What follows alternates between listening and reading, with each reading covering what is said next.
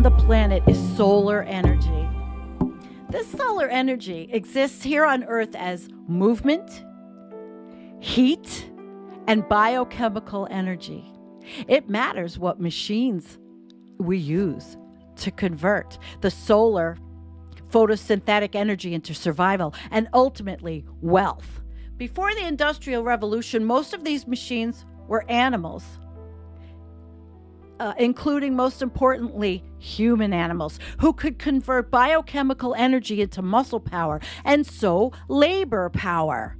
Under this pre-industrial regime, the most efficient way to gain power was to accumulate. You know what? I have to shut the chat down. I'm sorry. I have to look at this. All right. So the animals, human animals who could convert biochemical energy into muscle power and so labor power. Under this pre-industrial regime, the most efficient way to gain power was to accumulate and control human bodies, slaves. Ultimately, slavery was the engine of colonialism, the energy that drove the domineering Europeans to invade, occupy, dominate, and control so many communities around the world. Slavery came to demand a total logic of white supremacy that infected everything. And then our story begins. In 1880, Patillo Higgins, a white supremacist in Beaumont, Texas, with a fourth grade education, threw a bomb into a black Baptist church and then started shooting into the windows. Oh, yeah. He was 17. Now, I don't know whether he killed any of the churchgoers or whether anyone inside survived, and it wasn't recorded because Black lives did not matter.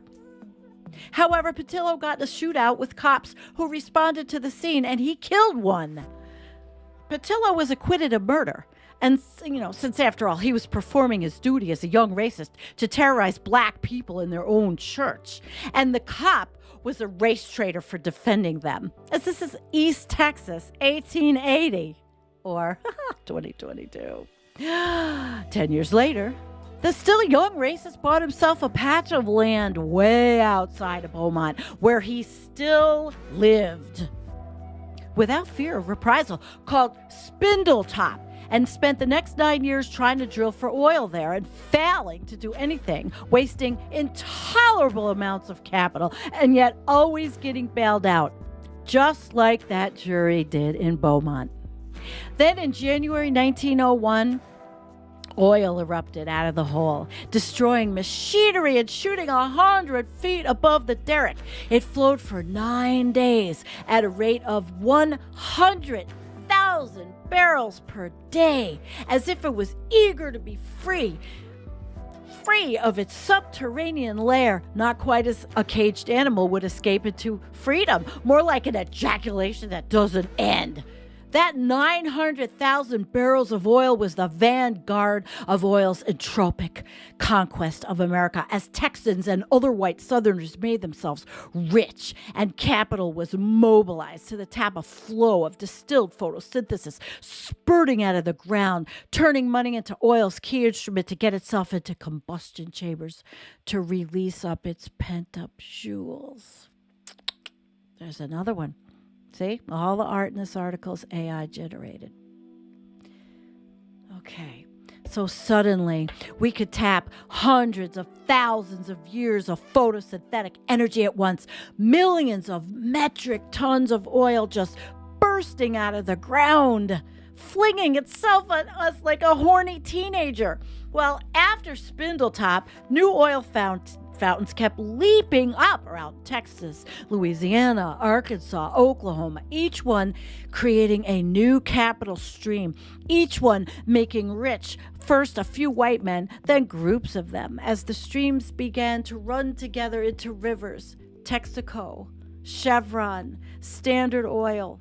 This was the birth of a new global power with the center of gravity in the former slave states, where, at the time, the Civil War was referred to as the Lost Cause. It is worth mentioning that coal, which was the Tellurian, and Tellurian actually is a gas company. All right. Entity that spawned the first phase of the Industrial Revolution and which continues to be a major necrotic agent today, has its own personal history, different from but related to that of oil. So modern American petro history, it's about 120 years old. So not a long time, just longer than the life of a real person. And indeed, many people still alive have lived through the great majority of it. On a timeline, the fossil fuel age looks like the flame on a long cigarette. And it's creating an epical extinction event that will be quite unpleasant to live through.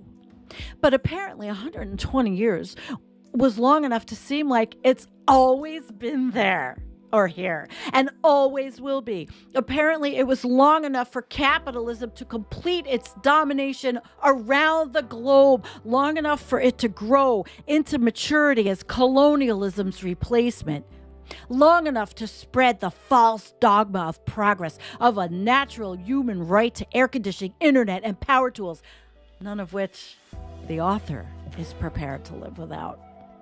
Long enough to make it seem like anyone without a national regime of mass consumption has been left behind and need to be doing everything they can to develop it.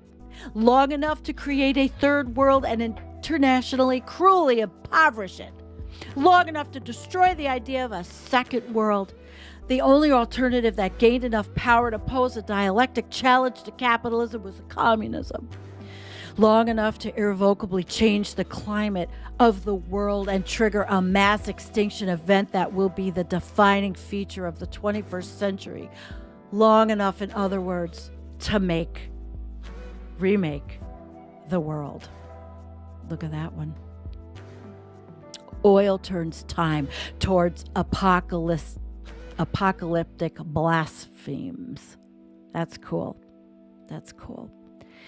I believe that oil is a sentient energy with its own intelligence and motivations, that it has manipulated humanity into its own self-demise. To make myself seem moderate and mainstream, I'll start by citing Amitav Ghosh, yes, who began building on the fact that today scientists accept that trees in a forest are able to communicate with one another, develops a very common sense vision of arboreal consciousness, or arboreal, in that humans lack the ability to communicate as trees do.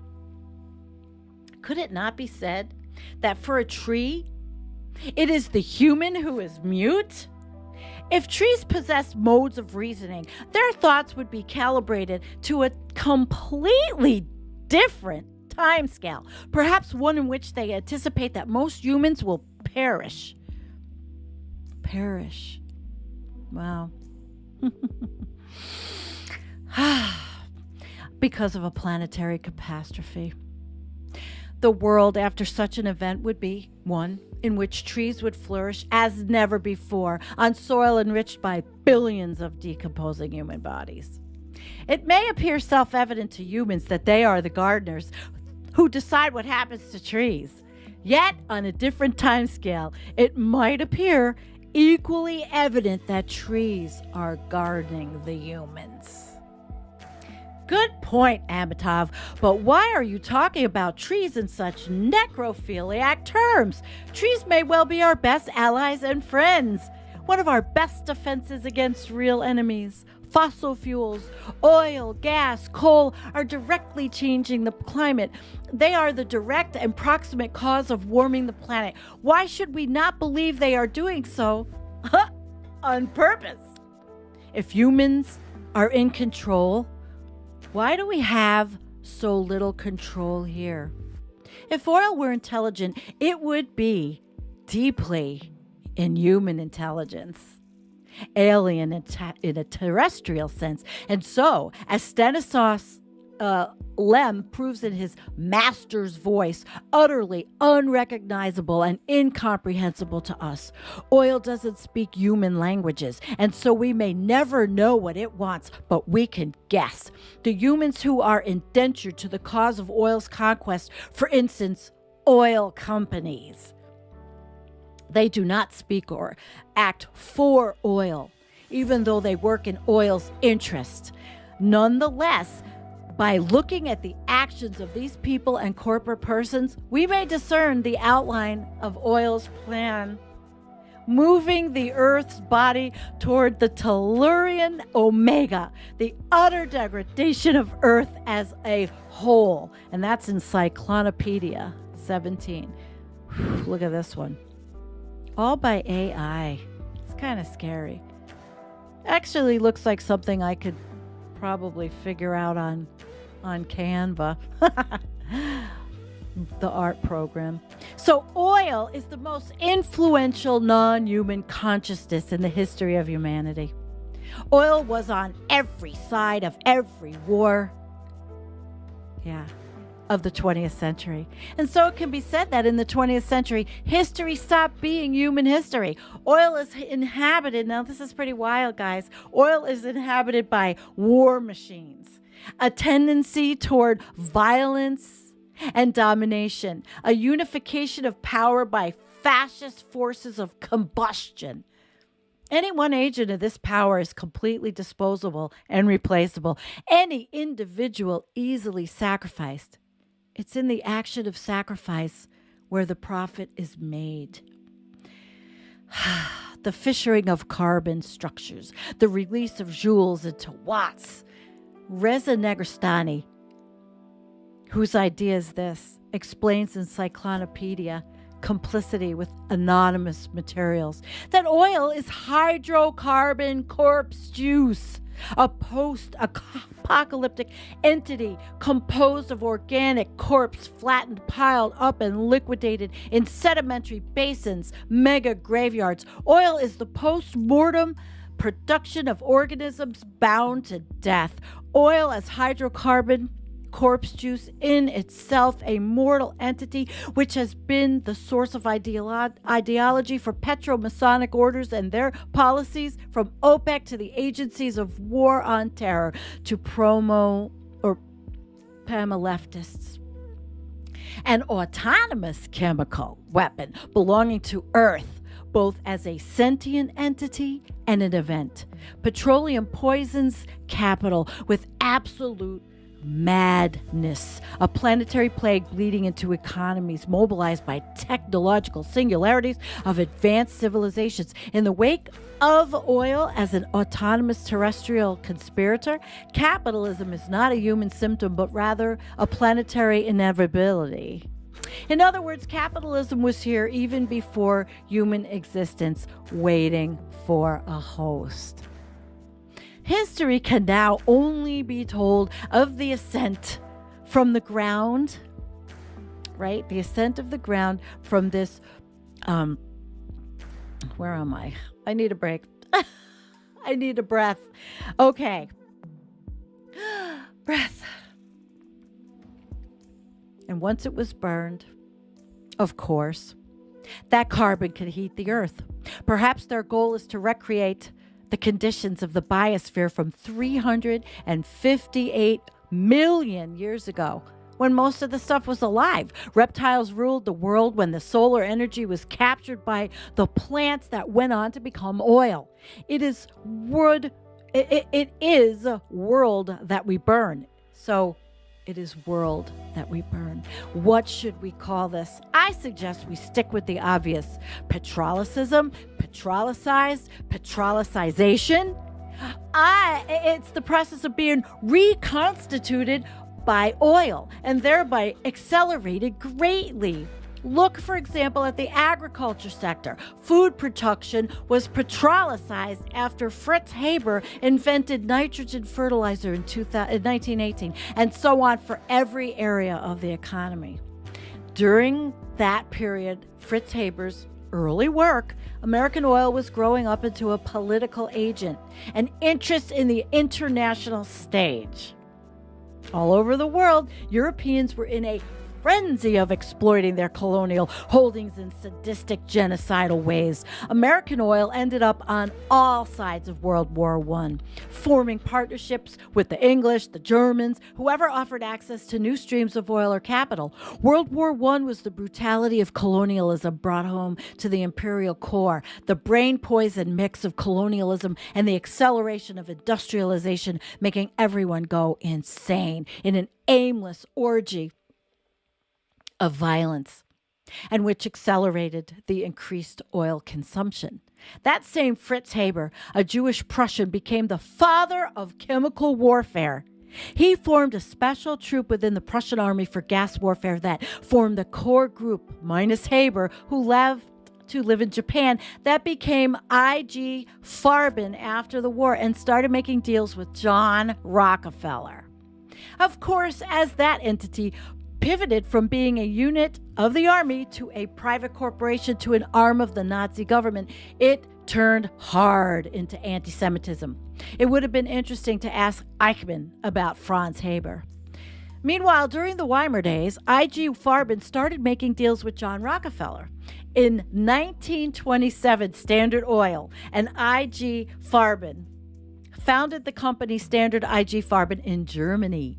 That deal involved Standard Oil sharing patents about coal hydrogenation, a process that liquefies coal. And with the Germans, this was exchanged for patents on how to manufacture synthetic rubber, fictionalized and made horny as Imepilex G in Gravity's Rainbow, which is a phenomenal book. Through a different subsidiary, the Vacuum Oil Company, which also had ties to colonialists in South Africa, employed Adolf Eichmann until 1933, when he quit the SS. Standard Oil continued their dealings with the Nazi Party throughout the war, of course. Oil spreading the gospel of its technologies of fire, lubricating the processes, accelerating events, massaging interests. Of course, American oil wouldn't just pull out of a market because of a war. It is not the nature of capital to shrink. From its very beginning, the oil industry was the beloved child of the markets, a wonderful, endless stream of collateralized bonds and overvalued stocks for anyone to multiply their returns. This is where Gravity's Rainbow picks up the story. And I don't know if anybody remembers this book. I think it was 1973. Gravity is what the rocket must push against, a force and a counterforce, a we system and a they system. It is also the force that created oil by repressing and condensing organic matter over time. Pynchon describes the process of petrolicization that was World War II. When Enzian, an African, arrives at an oil refinery at Nordhausen. Now, I'm just not going to read this whole thing. If you want to read it, get in there. I'm just going to read the end. The war was never political at all. The politics and all the theater, all just to keep the people distracted. Secretly, it was being dictated instead by the needs of technology, by a conspiracy between human beings and technologies, by something that needed the energy burst of war.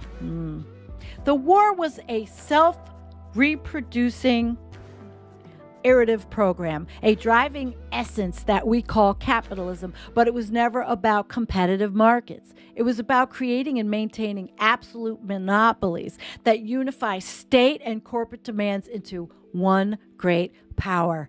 The real war was about the markets. It was in perfect working order as soon as the war ended.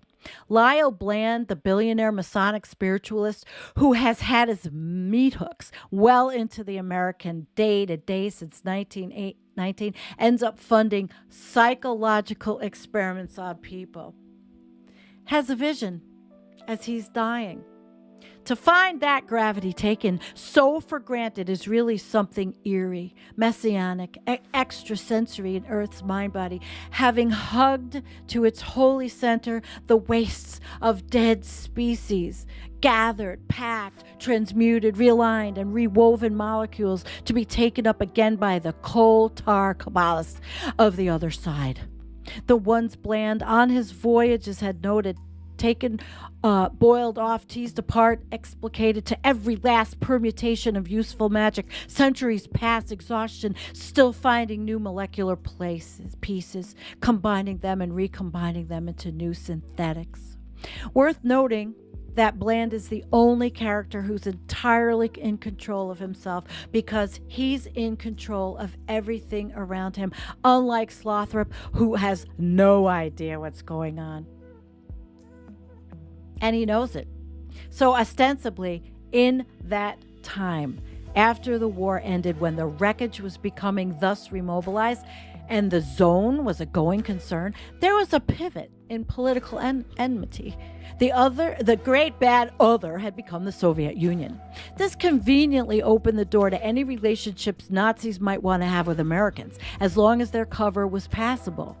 Back in non-fictional life, oil began its takeover of American government in the very pivot, from fighting the Axis to fighting the USSR. Particularly notable in the immediate post-war period is this James Forrestal, very, very interesting story, whose suspicious suicide is much speculated about.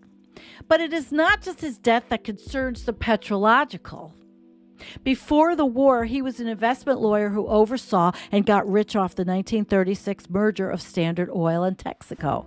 During the war, he was a Department of Defense advisor to Roosevelt, overseeing the Navy and buildup in the Pacific. He was probably the only one of the only people who really knew what happened at Pearl Harbor.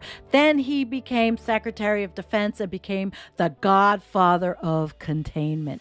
He took more of a mentorship position to Brennan, who claims the idea. Henry Wallace, FDR's VP, said that Forrestal's hands were stained with oil, since by then he was invested in Arab oil in the Middle East. He perhaps made the fatal mistake of being anti-Zionist for oil reasons. Interesting story about this guy. I'll just show you really quick. And you know what? I don't care how many people are watching. I am enjoying this today and communicating this to you because I thought it was great. So this was an article, but it was actually, this was the guy. I mean, this was Lyndon Johnson, but this was cartoons from the day about him, because supposedly he jumped out of the window or committed suicide, but he had something tied around his neck. It was all a big conspiracy theory then. So I just thought that would be an interesting little diversion there. So why would oil organize itself fighting the USSR? The Soviet Union was as petrolicized as America, maybe more so. It exported more and was certainly a death cult. Stalin brought into the petrological dogma that industrialization meant progress, although his countrymen have, in my experience, generally always realized that everything remains generally shitty throughout history and nothing ever gets better. He sacrificed millions of bodies at the pyre of burning oil, but it didn't work. You guys should check it out. Let me see how long I've been. Okay. Because it was never really about the Russians, it was about the takeover of America. It was about making a world in which there is no alternative to whatever degraded state of monopoly captured capitalism we now find ourselves in. Communism was the last dialectical challenge to petrocapitalism. They did destroy the real communist and social movement in America and destroyed labor organizations. Forrestal could destroy the movement, but he could never defeat the Russians in his mind. His own paranoia that he passed on to Joe McCarthy, he was the one who provided the list of communists in the government that Joe had in his pocket. He was a vocal member of the John Birch Society. Obviously, I could have chosen many other cold warriors. and people more intimately connected to Dallas. November 22nd. See, he leaves in a little conspiracy there. Oil rode to the Cold War to utter domination in the form of American capitalism, in part by creating better consumers. It is, of course, mainly an economic force, and only a political one, only insofar as that's where we can look to hear it speak. Whether or not it was because of the Cold War, during the post-war economic boom, oil put itself in a position to wage an extermination campaign, an ecocide against humanity and many thousands of other species in the fastest and most intense mass extinction event in history of the world, which is now only beginning to gain its momentum. It did so partly by creating a permanent state of war, a fight against an other to drive policy and accumulate wealth, sometimes called funding, rather than a positive ideology like socialism, which could have distributed funding to people's needs. It has built a world where constant consumption of petro energy is an inevitability almost all day, every day. He says, I don't want to live without it, certainly not unilaterally. If we all could commit to an energy use strike, I consider the practicality of joining myself. But since we can't even approach collective action, although the scientists are trying, guys, right? I'm enjoying my comfort. Ravi, my 6-year-old, sitting beside me, is going to live through exactly whatever history he is going to live through. And me turning off the light in the next room, which I will nonetheless do, isn't going to change that. Okay. I'm going to write about the latter half. And it's so marvelous. The next piece is so good. See, in the end, this is not about humans. We're not going to survive. But the earth will. So we're not really the protagonist of our own history now. Now we are an instrument of oil, and our tenure is but one battle in a much longer struggle between void and consumption, gravity and matter, and entropic dialectic played out presumably around every star in the galaxy. Energy gets radiated, absorbed, subsumed, and then released again. Life is just a sometimes artifact of this flow.